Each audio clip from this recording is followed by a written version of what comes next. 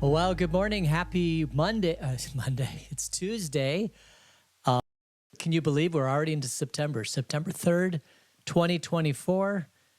74 degrees outside, but it's also very, very windy.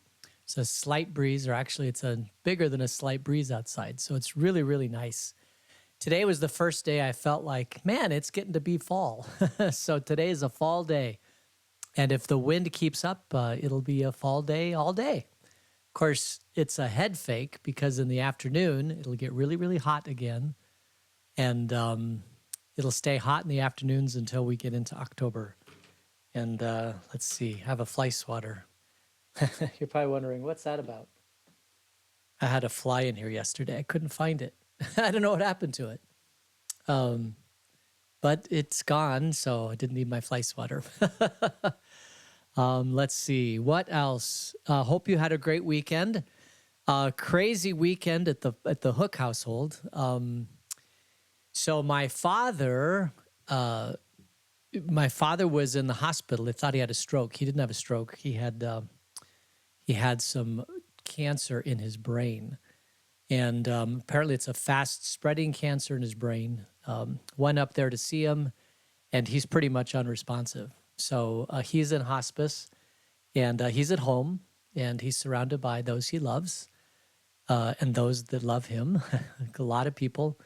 And so it's a good time. It's a sacred, hospice is always a sacred time because, the presence of God can be felt. And we're all waiting for my dad to be in the arms of Jesus. I mean, he's already in the arms of Jesus, but to be safely and securely for eternity in the arms of Jesus.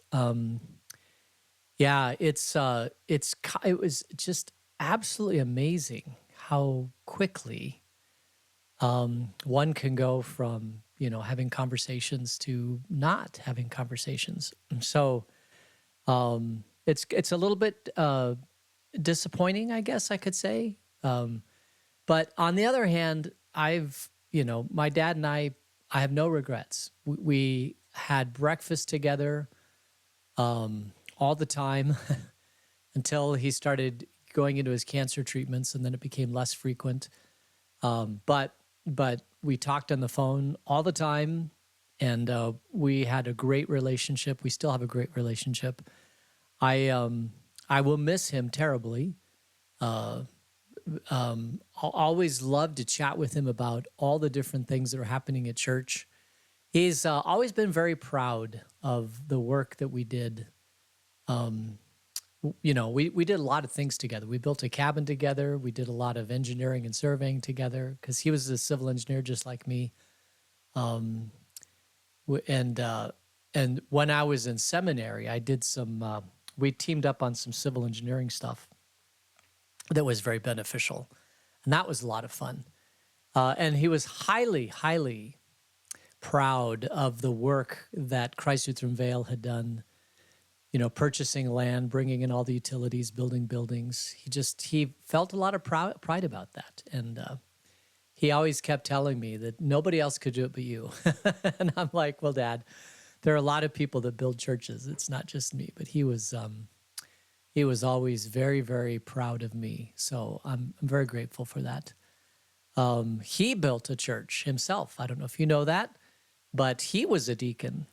As a matter of fact, when we first started Christ Lutheran Vale, he preached for me a bunch of times. He would come down from Phoenix and preach for me. When he was probably in his early to mid 70s, up in Heber Overgaard, they bought some property. The church did, and he got it. He got the architectural plans through Navajo County, and he and another guy poured the foundation and built all the buildings, and they acted as a general contractor. And they did some work themselves, but the other work they contracted out, and they actually built the church building. And it's still there today. And then after he built the church building, because he was licensed deacon, he kind of acted as the pastor for, I want to say 5 or 6 years or something like that. And they just absolutely loved him. Absolutely loved him. But it got to the point where it's living up in Heber Overgaard is very challenging because there's a lot of snow. And the older you get, it's harder to deal with snow. And so he kind of gave up that job. They did some traveling, and then my mother got sick with cancer, and so he took care of my mother for, gosh, I want to say 5 or 6 years. So I never thought I thought my dad would probably not have cancer. I thought that he would have more heart stuff. My grandmother, his mother, died in her mid 90s from a heart condition. She had a stroke. And so when my dad, when they said he had a stroke, I'm like, of course, that's what he was going to have. But it turned out that it wasn't a stroke. It was just seizures from the cancer in his brain. Anyway, I am just very, very grateful for him and the influence he is in my life. It'll just be a short time, and then I'll see him again. So anyway, let's see. Yes, he did come down to preach. And thank you for all your prayers.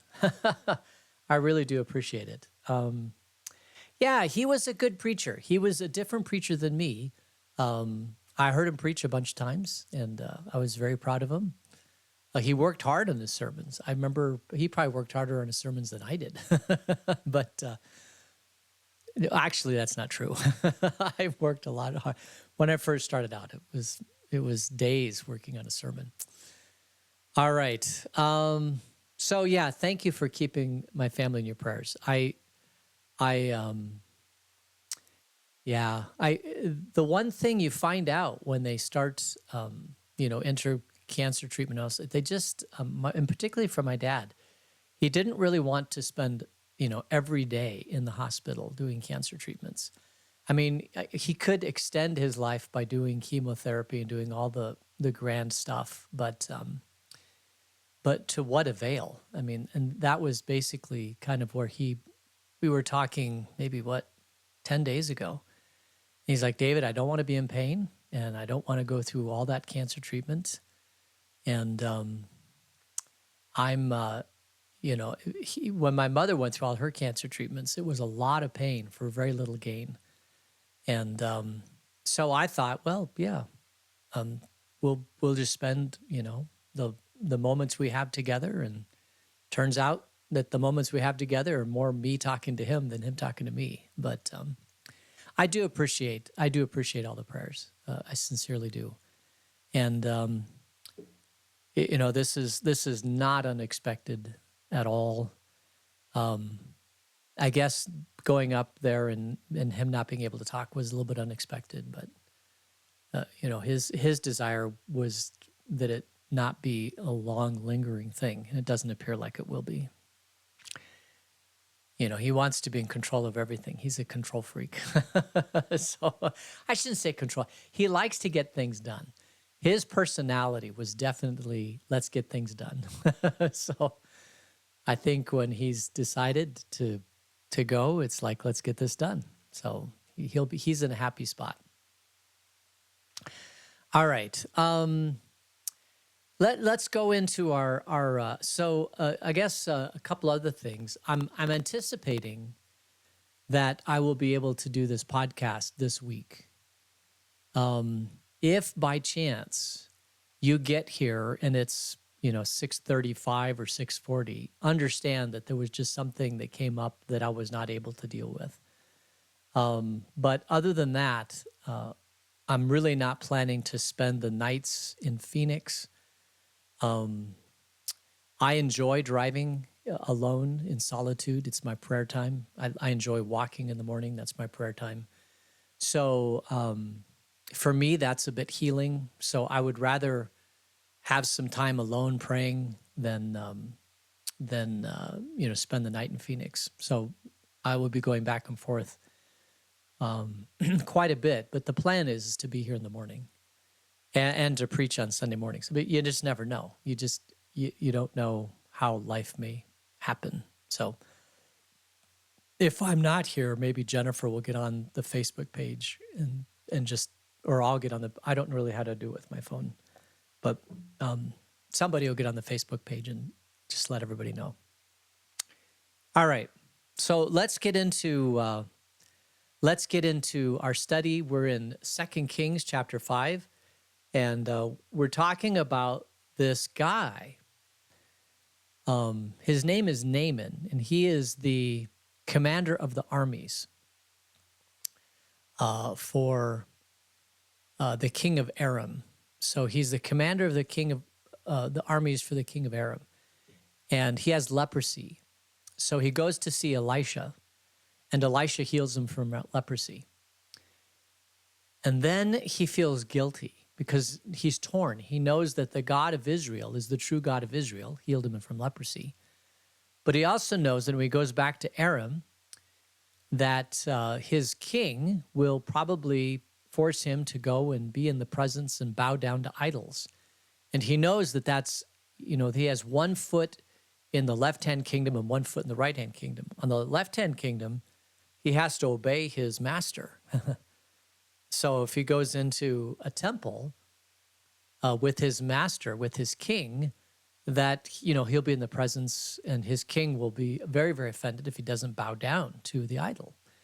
Now, we know that Daniel and his friends did not bow down, so he was thrown into the furnace. So this is a big deal. And he doesn't have a lifelong faith like Daniel did. And so he knows that when he goes back, he's going to have to bow down to the false idols. And so he asks Elisha, he says, listen, let me take some dirt. And when I go into the altar area with all the idols, and I have to kneel before the idols, understand that I still am a follower of Yahweh. This is what I have to do to stay alive and to keep my country safe. And what does Elisha say? And in verse 19, this is where we end up. Elisha said, go in peace. So basically what Elisha is saying is that I'm not going to condemn you for that. Go in peace. And we live in the same left-hand, right-hand kingdom. And sometimes when we live in that space, we're torn and conflicted because for example, who was it that was he was the Attorney General of the United States under George Bush. And it was asked to him if he was going to be Attorney General, and a case came in, and it was about abortion. And he was a strong Christian, didn't believe in abortion. And so the press says, well, if you're a Christian, you can't serve as Attorney General because when it comes to abortion, it's legal in the United States, so you have to follow the legality of the law, and yet you say you're a Christian. And how can you live in both worlds? And that is the challenge. When you live in a nation that doesn't require a religion, like throughout most of history, the king is the one who determines what the religion is. And when the Protestant Reformation happened, the Roman Empire, the Roman Empire, this isn't the church, but this is the Roman Empire, fought this war for 30 years to try to figure this out until they finally had the Peace of Westphalia. And they said, whoever is the ruler of Europe, whatever city you're in, whoever's the ruler of the city gets to decide what religion the city is going to be. And so if the ruler said, well, we're going to remain Roman Catholic, then they remain Roman Catholic. If the ruler said, no, we're going to go to Protestant, then they remain Protestant. Over in England, across the pond, Henry VIII said, we're not going to go Protestant. We are going to go Protestant, but it's going to be my form of Protestant. And we're going to go Church of England, and I'll be the king, and I will be the head of the church. And it's still that way today. The king or queen is the head of the church in England. The Protestant, it's the Church of England, and they are kissing cousins, and I mean kissing cousins with Lutheran. You go and look at the theology of Church of England and the Protestant theology that came out of the Reformation, they're very, very similar. Now today they've diverged quite a bit, but back 500 years ago, they're very, very similar. So each person, each ruler gets to decide eius regula eius. Wherever your reign is, that's what the religion is, basically. Whoever is ruling gets to decide the religion. And that has been most of the history of mankind up until, the 1700s, when they started building these communities like the United States, where the government creates the safety and the security, and then the people are free to worship whichever God they want to. And it kind of goes back to Jesus. Render unto Caesar that which is Caesar, and render unto God that which is God. The downside is that you can't force religion through regulation. You can't decree, like, for example, in the United States, you can't say, well, everybody's going to follow Jesus. We're going to make everybody a Christian. It doesn't work that way, because religion is a matter of the heart and the faith and the mind and the soul. And if we want to have a national religion where the vast majority of people in the United States are Christian, then it is up to the church to proselytize everyone in the United States, show the benefit of following Jesus Christ, and let the gospel of Jesus Christ so be overwhelmingly attractive that people can't help but follow Jesus Christ. And I think that is possible, but I think that the church has to work together more than they have over the last 100 years to make that a possibility. We've spent so much time over the last 200 years arguing about fine points of religion that we've forgotten the prime directive, which is to be the hands and feet of Jesus and to go and make disciples. If it's helpful to make disciples, then by all means. But if it's not helpful to make disciples, then maybe that should be a secondary issue. It should still be important, but maybe a secondary issue. All right. So I think we'll leave it there. Naaman goes back to the king of Aram, and he lives his life. But the prophet Elijah said, live your life, go in peace. So he does. So we'll continue reading. This is the end of verse 19. After Naaman had traveled some distance, Gehazi, the servant of Elijah, the man of God, said to himself, my master was too easy on Naaman, this Aramean, by not accepting from him what he brought. As surely as the Lord lives, I will run after him and get something from him. So Naaman's not, remember, Naaman brought a whole bunch of gifts. And Elisha said, I don't need your gifts. That's fine. I appreciate you extended the offer, but I don't need anything. And why is that? It's because the stronger your faith is, then you realize that everything you have from God is a gift from him anyway. You don't have to adorn yourself with material things because you realize that material things aren't gonna go with you, right? So you should be laying up and storing treasures in heaven because those will stay with you for eternity. The things of this earth will fade away. So the guy comes, and Naaman comes with a whole bunch of gifts, and Elisha says, I don't need them. And this is, for me, this is always a sign of somebody who is extremely connected to God. Because the more connected they are, the less the material things of this earth have an impact on them. If you look at Jesus, right? He didn't have anything, just the clothes on his back, that was it. I mean, he could also be a carpenter. If he wanted to, he could earn some money by being a carpenter. But even, when he started his public ministry, there's no indication whatsoever that he did anything carpentry. He basically just relied on the providence of God, the goodwill of the people around him, and he wasn't worried about it. He never was worried about where his next meal would come from or where his next stay of lodging would come from or where the next shirt on his back would come from. He simply lived his life um, completely in faith with God that he would be taken care of. And he was, right? He wasn't killed by lack of food or lack of clothing or lack of shelter or lack of friends. Well, the friends kind of left him at the end, right? But he was killed because of a government that couldn't handle him because his power wasn't in wealth. Man, his power was in who he was and his authority and how he spoke.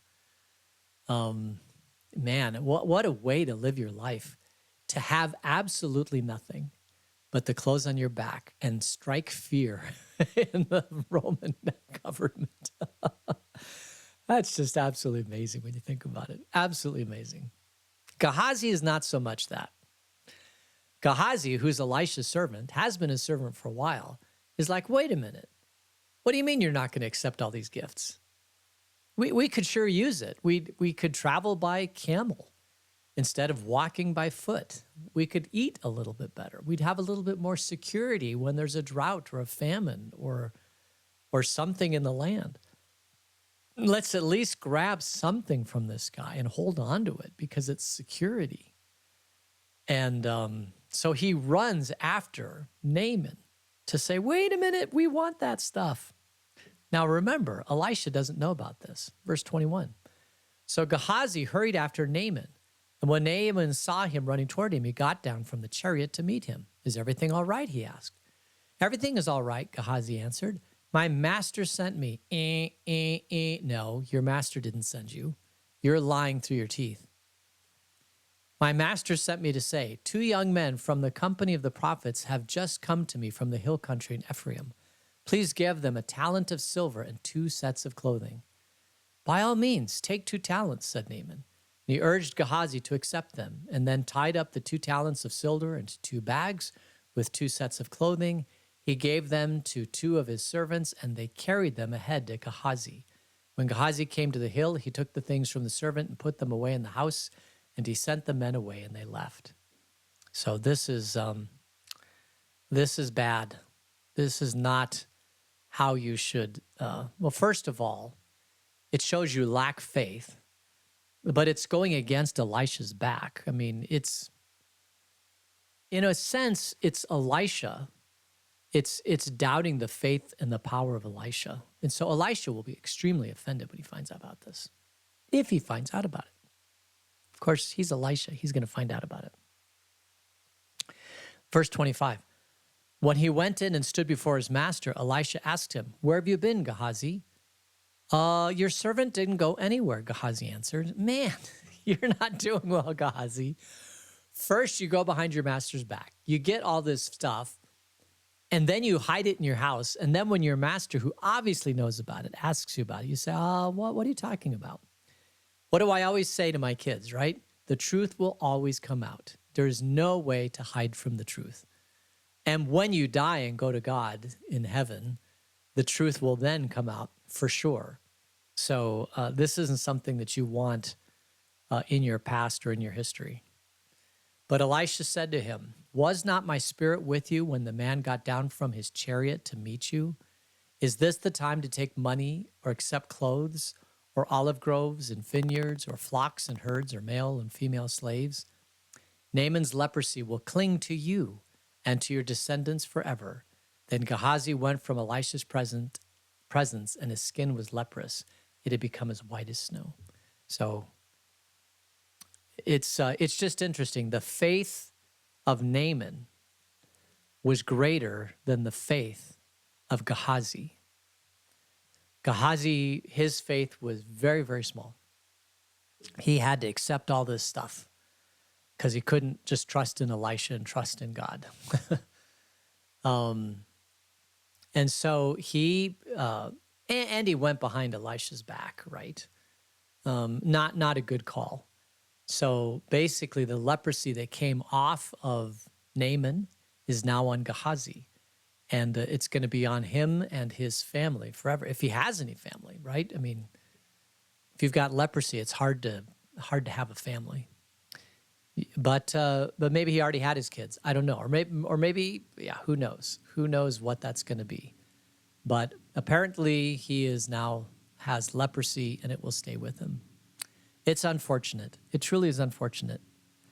A valuable lesson in faith, a valuable lesson in violating God's commands, a valuable lesson in how you treat your master. I mean, all of this stuff. All right, so I guess we'll end it there. We'll go to 2 Kings 6 when we meet again, and let's close in prayer. Gracious God, help us to remain faithful to you in all things, and thank you for this story. May it strengthen us and encourage us to live our lives for you. In Jesus' name we pray. Amen. All right, so we'll leave it there. Let me look. Okay. Thank you all much for your prayers. I appreciate it.